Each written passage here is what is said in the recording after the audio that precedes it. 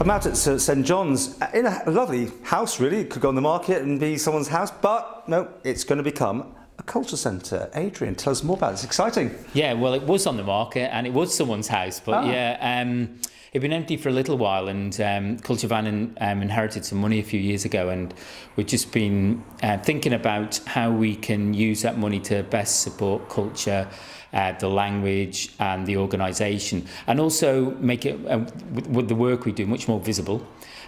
So we're turning this into a cultural centre. We'll have offices here, but on the ground floor there will be an exhibition about Tynwald Hill, the history of Tynwald, etc., and also an exhibition about language, culture and identity. Are you making St John's the sort of Manx hot spot of the Isle of Man? Well, one of the dynamic is obviously with the Bunskull next to it, so that's a really important dynamic for us. But you've got the Tynwald Hill, you've got the church, you've got the Bunskull. Hopefully, you have this, and also we're hopefully tapping into the sort of tourist market. You know, my son goes to the Bunskull many times to see buses, you know, with tourists stop here.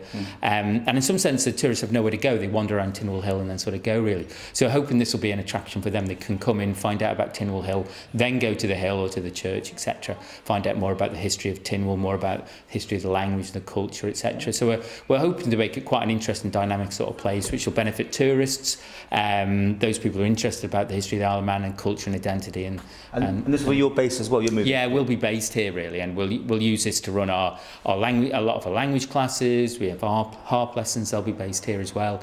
Hope to develop good working relationship with Greens next door in Tynwald Hill. So yeah, hopefully it'll be a buzzing sort of place. Really. We're going to come visit you from time to time. That's the plan, isn't it? This is the first stage. Literally, is a house. Yes. Nothing changed. No. The builders will be starting in a couple of weeks. Wow. So and with a bit of luck, we'll wait and see. But when you do the next one, we might be finished by June. Oh, June. Yeah, hopefully by June. So and then definitely to then. And the idea is we've got some ideas about holding a little exhibition come Tynwald Day, really about one particular aspect of Manx history and the fight for democracy in the Isle of Man. So fingers crossed we'll be ready for them.